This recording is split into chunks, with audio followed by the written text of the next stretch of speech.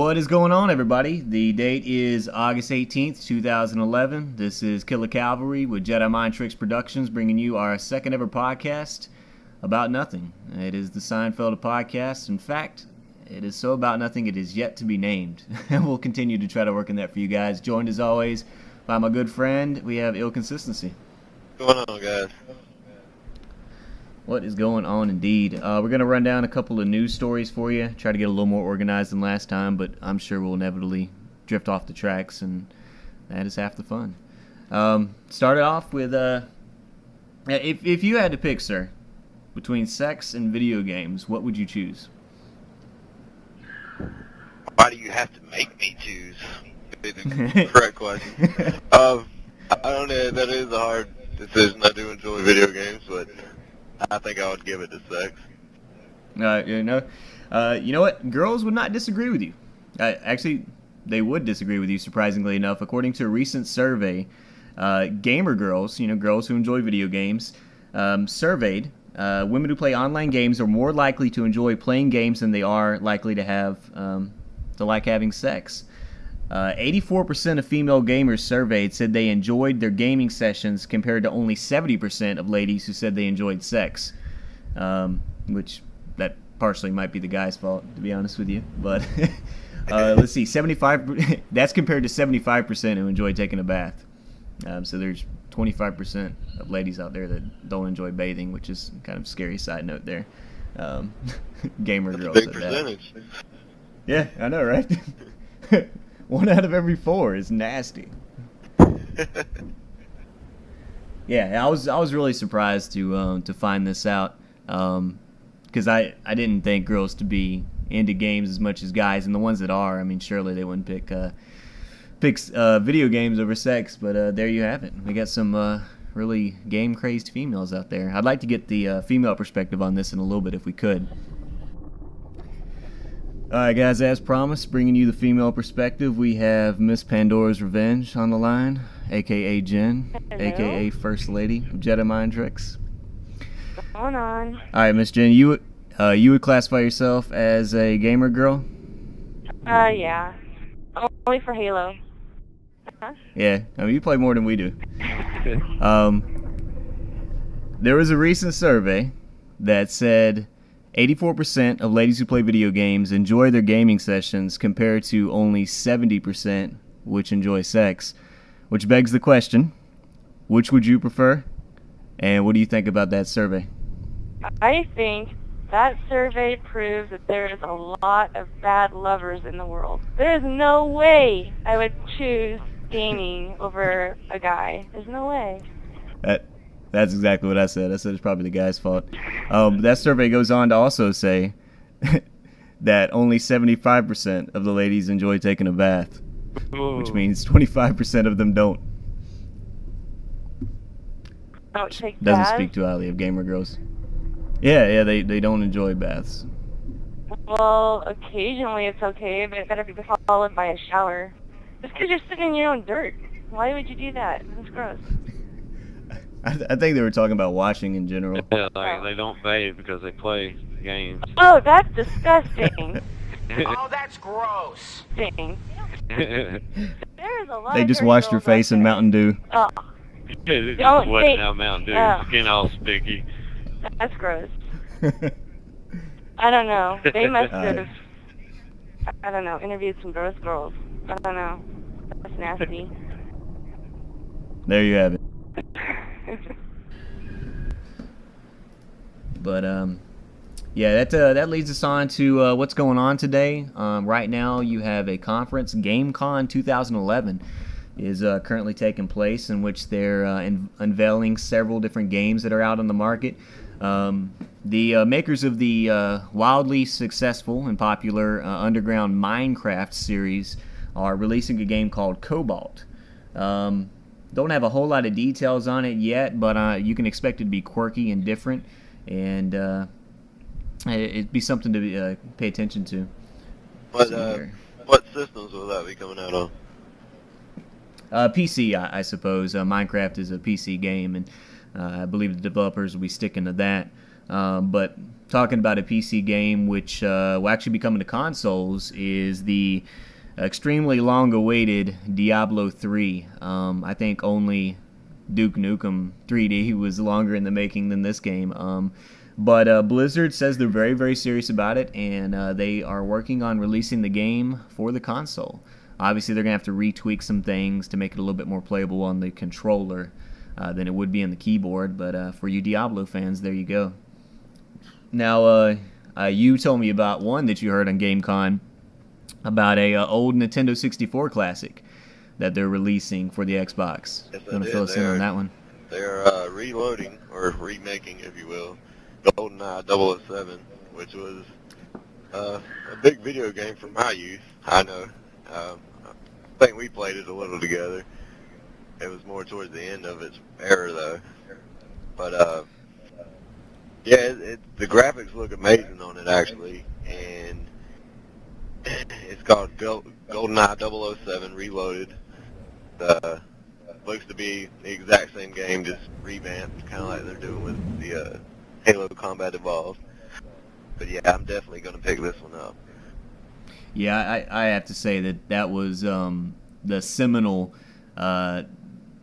FPS of my youth. I mean, before then, if you're going to play a first-person shooter, it was definitely going to be on the computer. People felt that you had to have the mouse controls to be able to effectively use a shooter. You know, Quake and you know the old Doom series and things of that nature. And it wasn't until GoldenEye came out that it was really considered viable to have one of those on the console. And not only viable, I mean, it was wildly popular. I know that every time I'd hung out with guys my age and they had a Nintendo 64, that was inevitably the game everyone would play. And to this day, it's probably the game that I played the most four-way split screens with, because it was just that popular that everybody would crowd around and play it on that little tiny quarter of a screen and try to get the golden gun and wreak havoc in general, which is really just a testament to the Nintendo 64's implementation of the joystick control, which was awkward as hell if you think about it, how it was stuck right in the middle of the controller. You just had to ignore the D-pad altogether, but they made it work, and it was a great game for its time. Running down some of the other games we see coming out, got Guild Wars 2, Dark Souls, and one that I'm particularly interested in, and that is Game of Thrones. I don't know if anybody is into the book series, best of all time, or the HBO series, which just wrapped up a successful run on TV. It's based on the fantasy series by George Martin, and which I tried to get you into a little bit. You said you watched some of the shows? I did. I probably watched 4 episodes. I didn't finish the season, but I will end up doing that. I read a little of the book. Probably got halfway through that as well. Procrastinated on that. See where that went. But I'm definitely interested in the series. I love any story set in that time era. I'm a big Lord of the Rings fan, so it definitely got my attention. Yeah, I mean, I can say personally, I've never been a huge fantasy guy. I didn't get into Harry Potter. I haven't been into that genre much. I mean, other than Lord of the Rings, which is just obligatory, just because you have to. It's Lord of the Rings. But yeah, I can say that it was more realistic in a lot of senses than your average fantasy. In that you don't have a whole lot of magic or unrealistic elements. Like I don't want to give anything away, but suffice to say that everything is not so black and white as it is traditionally. Like even with Lord of the Rings, not to speak ill of that, but you've got like Sauron, who's ultimately evil through and through, and then you got Gandalf, who's totally good, and it's just kind of juvenile if you look at it in that way. Whereas Game of Thrones, it makes everything much more subtle. There's layers to what a bad guy really is and what a good guy is, and what really separates them. It's a thin line. It's all based on perspective, really. So yeah, I'm really looking forward to the game because I enjoy the series, but it appears to be a tactical game where you control numbers of troops, and kind of similar to the Total War series, if anybody's familiar with that, and that should be pretty good. Now you tipped me off to a news story that you found recently that I found very interesting because it really rings true with me. Yeah, I did. Why most people don't finish video games by Blake Sedone on CNN. It is very interesting to see how many people actually don't finish the video game. I myself, I do. If I don't complete the story and I have started it, then it must be a bad game. I enjoy the campaigns and storylines. Yeah, you are one of the few, apparently, statistically, because after you talked to me about it, I pulled up this story, and it appears that 90% of people who start a video game do not finish it. And that doesn't just hold true to the bad games. I mean, you even got games like in the story they used the example of Red Dead Redemption, which was widely considered Game of the Year, and the majority of people did not finish that game, did not get through the last mission, and I know I didn't either, though I highly enjoyed the game. Another example would be L.A. Noire, which Consistency gracious let me borrow. And I enjoyed it. It's different gameplay. Yeah, exactly. But I did not finish it. I've not even got halfway through it. And why do you think that is personally? What do you think that trend is caused by? I don't think it's lack of pulling people in. Is a lot of the games are too long. To be honest. Campaigns and story missions, you go through the whole game, it's probably like a 20-30 hour process. So, they are saying that gamers are warming up to the idea of shorter games, like a 10-hour campaign as opposed to, it goes on to say in that article that the completion rates are actually on the rise. Many games now have a 40% to 50% completion rate, thanks to the 10-hour campaign. But yeah, I think it's just way too long for some people. They lose attention to it. I'm sorry to call you out.